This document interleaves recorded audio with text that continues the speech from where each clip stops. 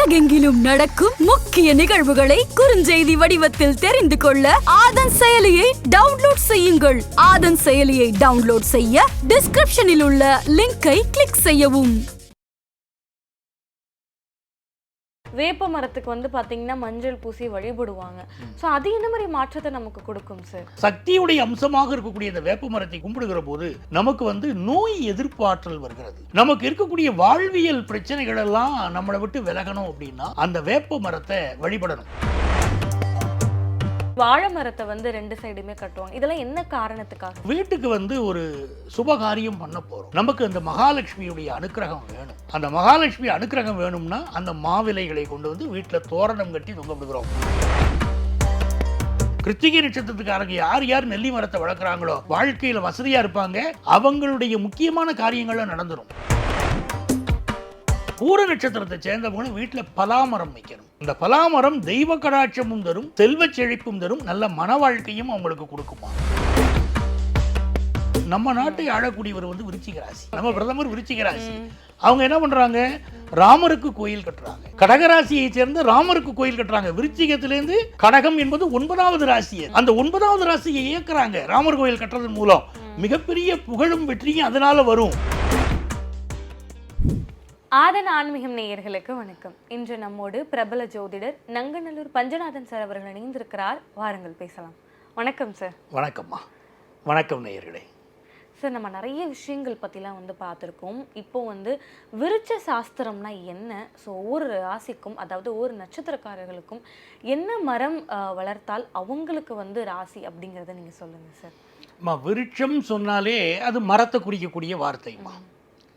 இந்த விருட்சங்களுக்கு என்ன ஒரு சக்தியும் கேட்டிங்கன்னா, பழைய காலங்களில் நீங்கள் கோயில்கள் பார்த்தீங்கன்னா, இன்றைக்கி கற்கோயில்கள் இதெல்லாம் பெரிய பெரிய கோயில் பார்க்குறோம்.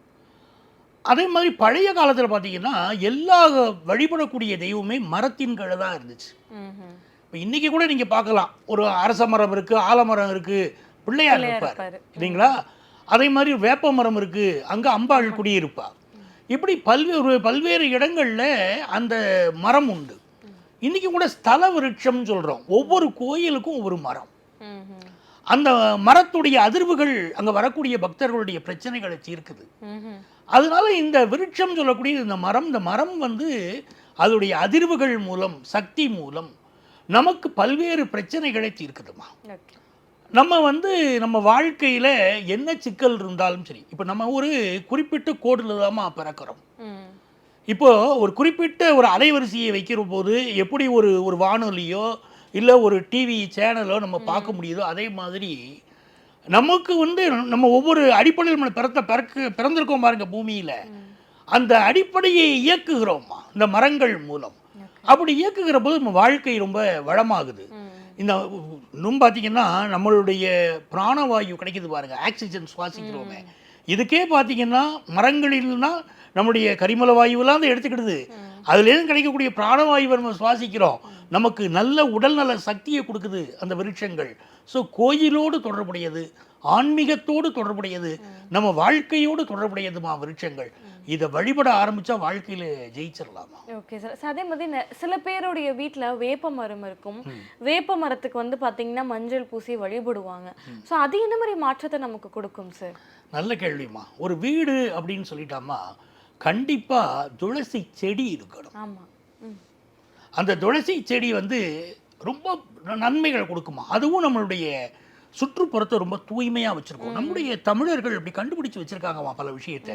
வீடு தூய்மையாக இருக்கிறதுக்கு என்ன பண்ணணும், சுற்றுப்புறம் வந்து நமக்கு வந்து ஒரு கலப்படம் இல்லாத காற்று நமக்கு வரணுமே, அதுக்கு என்ன பண்ணணும், துளசி செடியை வைங்க. நாங்கள் வீட்டில் பாரிஜாத மரம் வைக்கணுமா.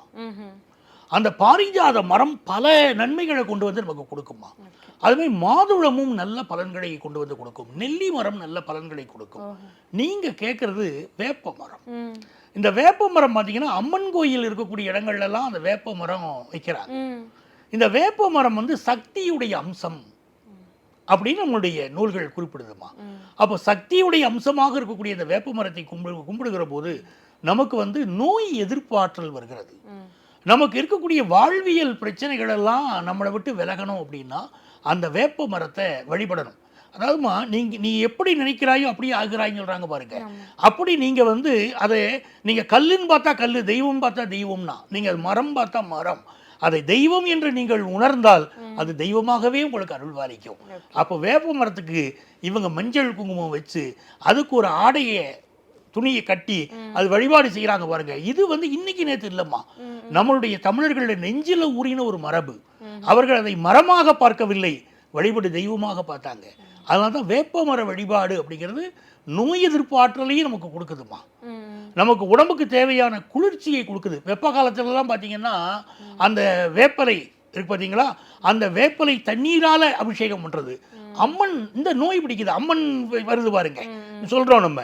அப்போ அந்த நோய்க்கெல்லாம் என்ன பண்ணுறாங்க, தண்ணியில் வேப்பலையை போட்டு அதை வச்சு குளிக்க சொல்கிறாங்க. அப்போ உடம்புடைய வெம்மையவும் அது குறைச்சிருது. ஆகவே வேப்ப மர வழிபாடு உடம்பு சூட்டையும் தணிச்சிடும். சார் அதே மாதிரி இப்போ வீட்டில் ஏதாவது விசேஷம் அப்படின்னு பார்த்தீங்கன்னா இந்த மாவிலையெல்லாம் நம்ம வந்து நிலப்படியில் தோரணம் கட்டுவாங்க. அதே மாதிரி வாழை மரத்தை வந்து 2 சைடுமே கட்டுவாங்க. இதெல்லாம் என்ன காரணத்துக்காக சார்? ரொம்ப அருமைமா. அதாவது மாவிலைங்கிறது மகாலட்சுமியுடைய அம்சம்னு சொல்கிறோம்.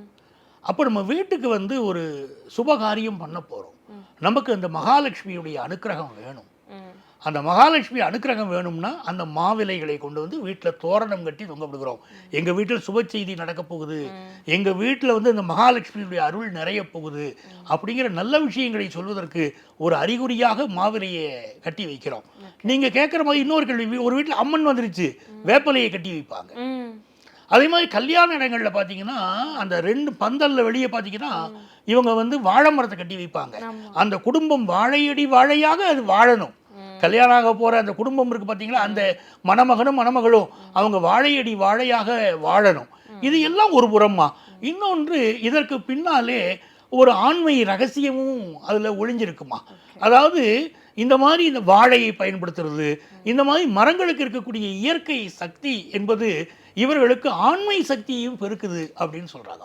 Okay sir. சார் அடுத்து இப்போ ஒவ்வொரு நட்சத்திரக்காரர்களுக்கும் எந்த மரத்தை வழிபட்டால் அவங்களுடைய வாழ்க்கையில முன்னேறலாம் அப்படிங்கறத நம்ம சொல்லிடலாம் சார். சரிப்பா. முதலாவது அஸ்வினி நட்சத்திரக்காரர்கள் எந்த மரத்தை வழிபடணும் சார்? இந்த நட்சத்திரத்தை சொல்லும் போதுமா, அஸ்வினி நட்சத்திரத்தில் பிறக்கிறார் ஒரு வீட்டில் அப்படின்னா அந்த குடும்பத்தில் ஏதோ ஒரு தோஷம் இருக்குன்னு அர்த்தமா.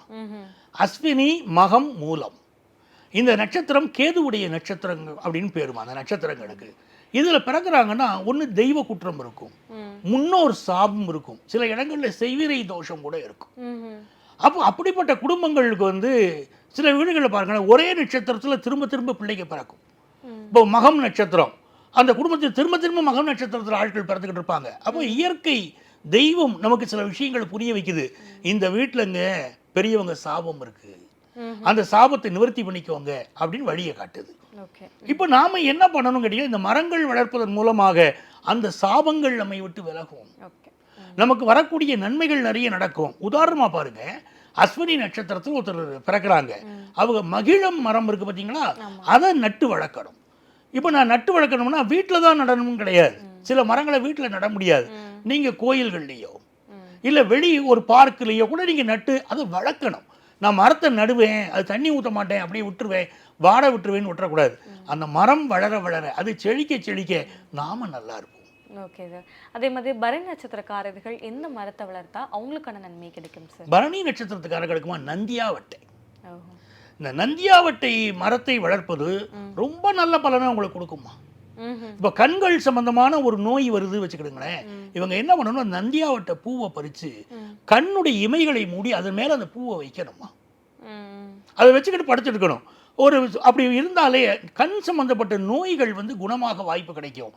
பரணி நட்சத்திரத்துக்காரங்க நந்தியாவட்டை ஏதோ வீட்டில் வைக்கணும், வச்சாங்கன்னா ரொம்ப நல்லது நடக்கும். Okay sir. அடுத்து கார்த்திகை நட்சத்திரக்காரர்களுக்கு சொல்லுங்க சார். கார்த்திகை நட்சத்திரம் சொல்லிட்டாலேமா நெல்லி மரம். இந்த நெல்லி மரம் ஒரு வீட்டில் இருக்குன்னா செல்வ செழிப்பு வரும்னு அர்த்தம்.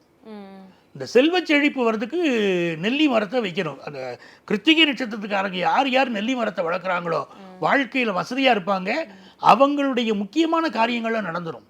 இப்போ மரம் நடுறது அப்படிங்கிறது ஒரு செல்வ செழிப்புக்கு மட்டும்தான் இல்லை, உங்கள் வாழ்க்கையில் இருக்கக்கூடிய எல்லா நலங்களும் நல்லா இருக்கணும் அப்படின்னு சொல்லிட்டீங்கன்னா, ஒரு உயர்ந்த வெற்றியை அடையணும் அப்படின்னா நீங்கள் அந்த மரங்களை நட்டு பராமரிக்கணும். கிருத்திகை நட்சத்திரத்துக்காரங்க அப்படி நெல்லி மரத்தை நட்டு பராமரிக்கணுமா. ரோஹிணி நட்சத்திரக்காரர்களுக்கு சொல்லுங்க சார். ரோகிணி வந்துமா நாகலிங்க மரம்னு சொல்கிறோம். அந்த நாகலிங்க மரத்தை வழிபடுகிற போது ரோகிணி நட்சத்திரத்து அன்பர்களுக்கு வாழ்க்கையில் எல்லா நலங்களும் பெருகுதுமா. அவங்களுக்கு இருக்கக்கூடிய தோஷங்கள் பெருகும். இந்த ரோகிணி நட்சத்திரத்தில் பிறந்த தாய்மாமனுக்கு ஆகாதும்பாங்க. அவங்க நாகலிங்க மரத்தை நட்டு வளர்க்க ஆரம்பிச்சா தாய்மாமனுக்கும் அந்த தோஷம் வராதுமா. அவ்வளவு நன்மைகள் அது செய்யுமா. அதே மாதிரி மிருகசீரிடம் நட்சத்திரக்காரர்கள் எந்த மரத்தை வளர்த்தா அவங்களுக்கான நன்மைகள் கிடைக்கும் சார்? மிருகசீரிஷ நட்சத்திரம்ங்கிறதுமா ஒரு உயர்ந்த நட்சத்திரம், பல மகான்கள் பிறந்த நட்சத்திரமா. மிருகசீரிஷ நட்சத்திரத்தில் பிறக்கிறாங்க அப்படின்னா அந்த மிருகசீரிஷ நட்சத்திரம் வந்து உங்களுக்கு ரிஷபராசிலையும் இருக்கு, மிதுன ராசிலையும் வருது. அப்போ இவங்களுக்கு எந்த மரம் மிக சிறப்பாக இருக்குன்னா வேம்பு. ஓகே. அந்த வேப்ப மரத்தை நட்டு அதுக்கு மஞ்சள் குங்குமம் இட்டு வழிபாடு இருக்கு பாருங்க, அது மிருகசீரிஷ நட்சத்திரத்துக்காரங்க பண்ணணும். வாழ்க்கை ரொம்ப சூப்பரா இருக்குமா. திருவாதிரை நட்சத்திரக்காரர்களுக்கு சொல்லுங்க சார். திருவாதிரை ரொம்ப நல்ல நட்சத்திரமா. நட்சத்திரங்கள்ல சிவபெருமானுடைய நட்சத்திரம்னு திருவாதிரையை சொல்றோம்.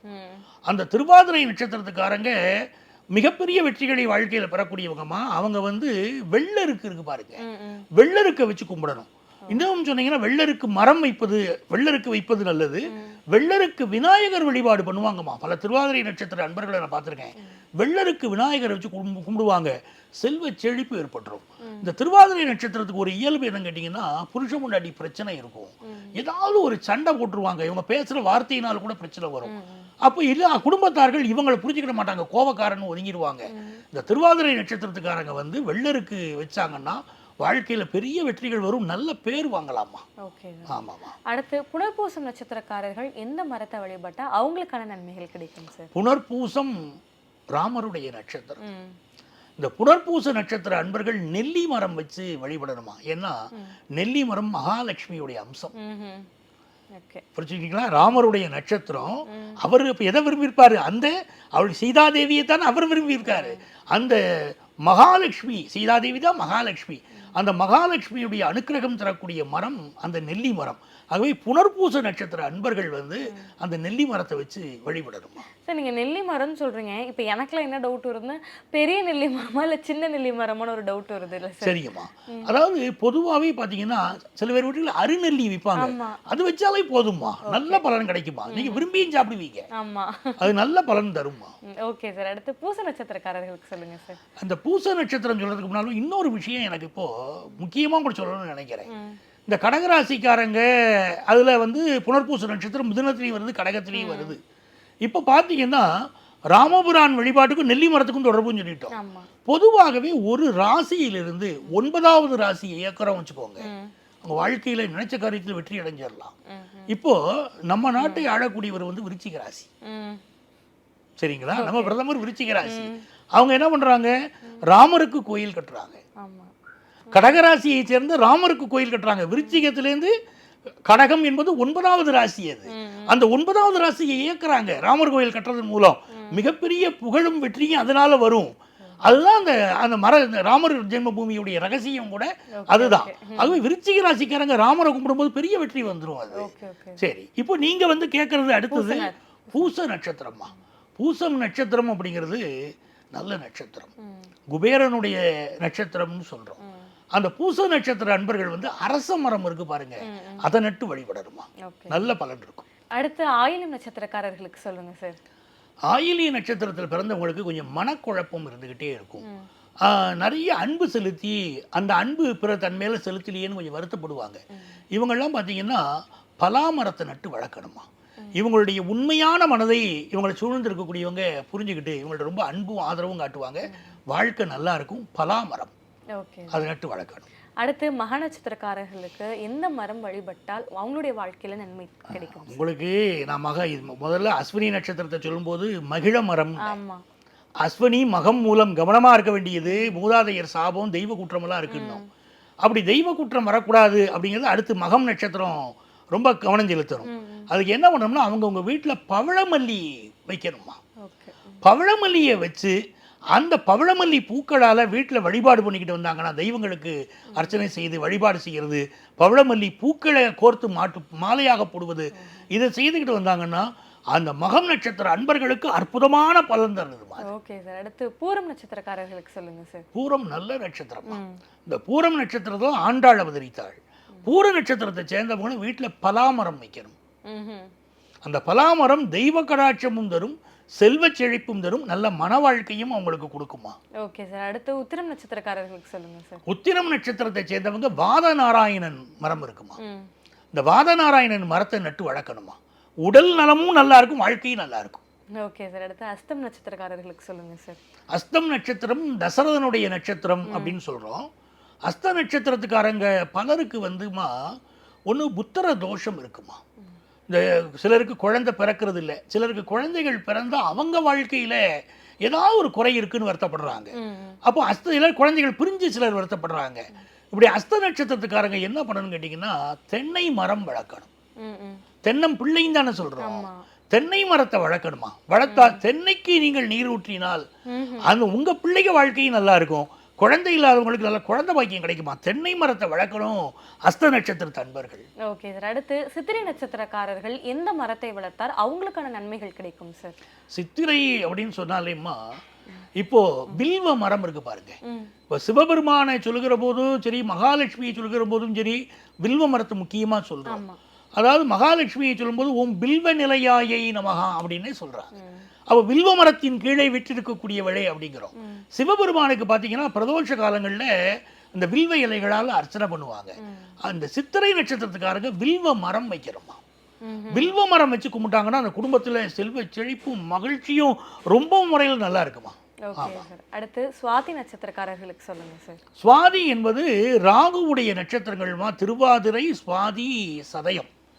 அதுல இந்த சுவாதி நட்சத்திரத்துக்காரங்க எப்பவுமே மருத மரம், மருத மரத்தை வச்சு கும்பிட்டாங்கன்னா இவங்களுக்கு வரக்கூடிய கர்ம நோய்கள் விலகுமா. இந்த ராகுவுடைய நட்சத்திரம் பார்த்தீங்களா, சிலருக்கு கர்ம நோய் வந்துடும். இப்போ திருவாதிரை நட்சத்திரத்துக்காரனுக்கு கர்ம நோய், பூர்வ ஜென்ம கர்மத்தினால் புருஷன் முன்னாடி பிரச்சனை வரும். இப்போ சுவாதி நட்சத்திரத்தை சேர்ந்த பலருக்கு பார்த்தீங்கன்னா வயத்து வலியும்பாங்க. அப்போ இவங்களுக்கு இந்த கர்ம நோய் அது, அந்த குண்ம நோய் தான் தீரணும் அப்படின்னு சொன்னால் அவர்கள் அந்த மருத மரத்தை வச்சு வழிபட்டாங்கன்னா, அவங்களுக்கு மருத மரத்தை வளர்த்தாங்கன்னா உடல் நலமும் நல்லா இருக்கும், வாழ்க்கையும் நல்லா இருக்குமா. Okay sir. அடுத்து விசாகம் நட்சத்திரக்காரர்களுக்கு சொல்லுங்க சார். விசாக நட்சத்திரத்துக்காரங்கள் விழாமரம்னு சொல்றாங்கம்மா. அந்த விழாமரத்தை நட்டு வழிபடணுமா. அனுஷம் நட்சத்திரக்காரர்களுக்கு சொல்லுங்க சார். அனுஷம் நம்ம முதல்ல சொன்ன மாதிரி எப்படி அஸ்வினிக்கு சொன்னோமோ, செவ்வாயுடைய வீட்டில் இருக்கக்கூடிய அந்த கேதுவுடைய நட்சத்திரம் அஸ்வினிக்கு மகிழ மரம் சொன்னோம். அதே மாதிரி அனுஷம் நட்சத்திரத்தை சேர்ந்தவங்களும் செவ்வாயுடைய வீட்டில் இருக்கக்கூடிய நட்சத்திரம், இந்த அனுஷம் நட்சத்திரத்தை சேர்ந்தவங்களும் மகிழ மரத்தை நட்டு வளர்த்தாங்கன்னா வாழ்க்கை ரொம்ப நல்லா இருக்கும். கேட்டை நட்சத்திரக்காரர்களுக்கு சொல்லுங்க சார். கேட்டை நட்சத்திரம் பார்த்தீங்கன்னா அது இந்திரன் வழிபாட்டோடு தொடர்புடைய நட்சத்திரமா. கேட்டை நட்சத்திரத்தை சேர்ந்தவங்க வேப்ப மரம் நடணும். அந்த வேம்பு குச்சியினாலும் பல் துளைக்கினாலும் அவங்களுக்கு வாழ்க்கையில் எந்த வியாதிகளும் வராமல் அவங்க தப்பிக்கலாம். வேம்பு மரத்தை நட்டு அவங்க வளர்க்கணுமா. Okay sir. அடுத்து மூல நட்சத்திரக்காரர்கள் எந்த மரத்தை வழிபட்டால் அவங்களுக்கான நன்மைகள் கிடைக்கும் சார்? மூல நட்சத்திரம் அஸ்வினி மகம் மூலம்னோ, அஸ்வினிக்கு மகிழ மரம் சொல்லிட்டோம் இல்லைங்களா. இப்போ அஸ்வினி மகம் மூலத்தில் இப்போ மூல மரத்தை சேர்ந்த மூலம் நட்சத்திரத்தை சேர்ந்தவங்க செண்பக மரம். அந்த செண்பக மரத்தை நட்டு வளர்த்தால் அவங்க வாழ்க்கை ரொம்ப மகிழ்ச்சியாக சந்தோஷமாக இருக்குமா. அந்த மரத்தை நட்டு வளர்க்கணுமா. Okay sir. அடுத்து பூராடம் நட்சத்திரக்காரர்களுக்கு சொல்லுங்க சார். பூராடம் நட்சத்திரம் ரொம்ப சிறந்த நட்சத்திரமா. இந்த பூரா மகம் எப்படி மூல நட்சத்திரத்தில் ஆஞ்சநேயர் பிறந்த நட்சத்திரம். பூராடம் நட்சத்திரம் பார்த்தீங்கன்னா அதுதான் மகாபாரத யுத்தம் ஆரம்பித்த நட்சத்திரம் அப்படின்னு சொல்கிறோம். அந்த பூராட நட்சத்திரத்தை சேர்ந்தவங்க எலுமிச்சை இருக்கு பார்த்தீங்களா, எலுமிச்சையை நட்டு வளர்க்கணுமா. அவள் எலுமிச்சை வளர்க்கறதுனால அவங்களுக்கு வாழ்க்கை ரொம்ப சுபமாக இருக்குமா, நல்லபடியாக இருக்கும். Okay sir. அடுத்து உத்திராடம் நட்சத்திரக்காரர்களுக்கு சொல்லுங்க சார். உத்திராடம் நட்சத்திரத்துக்காரங்க பலாமரம், அவர்களுக்கு பலாமரம் தான் நல்ல பலன் தருதுமா. திருவோணம் நட்சத்திரக்காரர்களுக்கு சொல்லுங்க. திருவோண நட்சத்திரத்துக்கு ஏற்கனவே நம்ம திருவாதிரைக்கு சொன்ன மாதிரி தான். திருவோண நட்சத்திரத்துக்காரங்க வெள்ளருக்கு, அந்த வெள்ளருக்கு மரத்தை நட்டு வளர்க்கணும். அதே மாதிரி வெள்ளருக்கு செய்யப்பட்ட தெய்வங்கள், அந்த தெய்வங்களை வழிபட்டாலும் உங்களுக்கு நல்ல பலன் தரும். வெள்ளருக்கு வச்சு வளர்த்தாங்கன்னா ரொம்ப நல்ல பலன் கொடுக்குமா. Okay sir. அவிட்டம் நட்சத்திரக்காரர்களுக்கு சொல்லுங்க சார். அவிட்ட நட்சத்திரத்துக்காரங்க அது சனியுடைய வீட்டில் வரக்கூடிய நட்சத்திரம். அவிட்ட நட்சத்திரம் மகரத்திலையும் வருது, கும்பத்திலையும் வருது. பொதுவாகவே சனி தோஷம் ஒருத்தருக்கு போகணும், இருக்கக்கூடாத தோஷம்னா வன்னி மரத்தை நட்டு வளர்க்கணும் அப்படின்னு சொல்லுவோம். இப்போ இந்த அவிட்ட நட்சத்திரத்துக்காரங்களும் வன்னி மரத்தை நட்டு வளர்க்கணும். அதே மாதிரி ஜாதகத்தில் சனி செவ்வாய் சேர்ந்து தோஷம் இருக்கும் சிலருக்கு. அவங்களுக்கு வந்து பார்த்தீங்கன்னா அந்த குடும்பத்தில் நிறைய சாபம் இருக்கும், நிறைய பாவங்கள் செய்தவங்களுக்கு அப்படி வருதுமா. அவங்களுக்கு இந்த சனி செவ்வாய் சேர்க்கை உடையவர்களுக்கும் இந்த வன்னி மரத்தை நட்டு வளர்க்கலாம். அவிட்ட நட்சத்திரத்துக்காரங்க வன்னி மரத்தை நட்டு வளர்க்கும் போது நல்ல பலனை அது கொடுக்குதுமா. Okay sir. அடுத்து சதயம் நட்சத்திரக்காரர்களுக்கு சொல்லுங்க சார். சதய நட்சத்திரத்துக்காரங்களுக்கு வந்து கடம்ப மரம் அப்படின்னு சொல்றோம். அந்த கடம்ப மரத்தை நட்டு வளர்க்கணும், மிகச்சிறந்த பலனை அது கொடுக்குமா. அடுத்து பூரட்டாதி நட்சத்திரக்காரர்களுக்கு சொல்லுங்க சார். பூரட்டாதி நட்சத்திரத்துக்காரங்களுக்கு வாழ்க்கை ரொம்ப ரம்மியமா அமையறதுக்கு, மகிழ்ச்சியா அமையறதுக்கு, மங்களகரமா இருக்கிறதுக்கு குங்கிலியம் குங்கிலியம் மரத்தை நட்டு வளர்க்கணும். அப்படி நட்டு வளர்த்தாங்கன்னா வாழ்க்கையில எல்லா மகிழ்ச்சியும் உங்களுக்கு தேடி வருமா. உத்திரட்டாதி நட்சத்திரக்காரர்களுக்கு சொல்லுங்க. உத்திரட்டாதி நட்சத்திரங்கிறது மீன ராசியில வரக்கூடிய சனி பகவானுடைய நட்சத்திரம். இந்த நட்சத்திரத்துக்கு வந்து வேப்ப மரம், வேம்பு அவர்கள் நட்டு வளர்க்கணும். எதிர்பார்க்கிற நல்ல பலன் கிடைச்சிருமா. Okay sir. அடுத்து ரேவதி நட்சத்திரக்காரர்களுக்கு சொல்லுங்க. நிறைவான ராசியில நிறைவான நட்சத்திரம் ரேவதி நட்சத்திரம் இல்லைங்களா. மீன ராசி ரேவதி நட்சத்திரம். அப்போ அவர்கள் வந்து தங்க அரளி, இந்த தங்க அரளி மரம் வைக்கணுமா. அது வச்சு வளர்த்தாங்கன்னா, தண்ணி ஊற்றிக்கிட்டு வந்தாங்கன்னா இவங்க வாழ்க்கை ரொம்ப நல்லா இருக்கும். 27 நட்சத்திரக்காரர்களுக்கும் ரொம்ப ஒரு விளக்கமா எந்த மரத்தை வழிபட்டால், இந்த மரத்தை வளர்த்தால் அவங்களுக்கான நன்மை கிடைக்கும் அப்படின்னு சொன்னீங்க சார். என்னோட இறுதியான ஒரு கேள்வி, மரத்தை வெட்டினால் நமக்கு வந்து தோஷம் வருமா சார்? சில மரங்கள், இப்போ தென்னை மரம் இருக்கு, தென்னை மரத்தை வெட்டக்கூடாதுங்கிறாங்க. அதோடைய அவசியத்தை பற்றி உங்களுக்கு நான் சொன்னேன். தென்னை மரம் வந்து அஸ்த நட்சத்திரத்துக்கு குறிப்பிட்டு சொல்லுகிற போது உங்களுக்கு நான் குறிப்பிட்டு சொன்னேன். பிள்ளை வரம் வேண்டக்கூடியவர்கள் தென்னை மரத்தை நட்டி வளர்க்கணும்.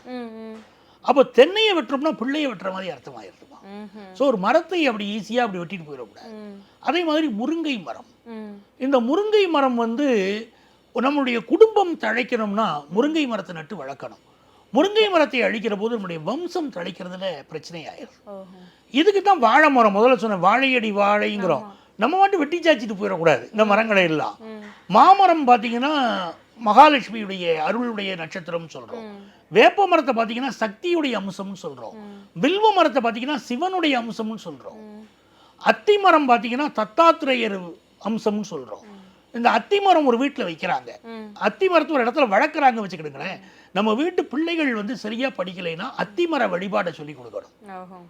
சொல்லி கொடுத்தா அவங்களுடைய எதிர்காலம், கல்வி வளர்ச்சி எல்லாமே நல்லா இருக்கும். தத்தாத்திரேயர் வழிபாடு செய்யக்கூடியவங்க அத்தி மரத்துக்கு அடியில் அமர்ந்து வழிபாடு செய்வாங்கம்மா, நல்ல பலன் தரும். இப்படிப்பட்ட தெய்வீக மரங்களை வெட்டக்கூடாது. பொதுவாகவே மரம் வெட்டுவது என்பது அது இயற்கையை அழிப்பது, அதை நம்ம செய்யக்கூடாது. நம்மை போல ஒரு உயிரை இறைவன் படைத்திருக்கிறான். இந்த மரங்களை வளர்ப்பது என்பது மானுட சமுதாயம் செழித்து வளர்றதுக்கு அது உதவி செய்யுதுமா. Okay sir. நிறைய கேள்விகளுக்கு ரொம்ப ஒரு தெளிவான விளக்கத்தை கொடுத்துருக்கீங்க சார். உங்களுடைய நேரத்திற்கு ரொம்ப நன்றி சார். ரொம்ப நன்றிமா. மேலும் வேறொரு வீடியோவில் சந்திக்கிறேன். அதுவரை விடைபெறுவது பவித்ரா முருகேசன்.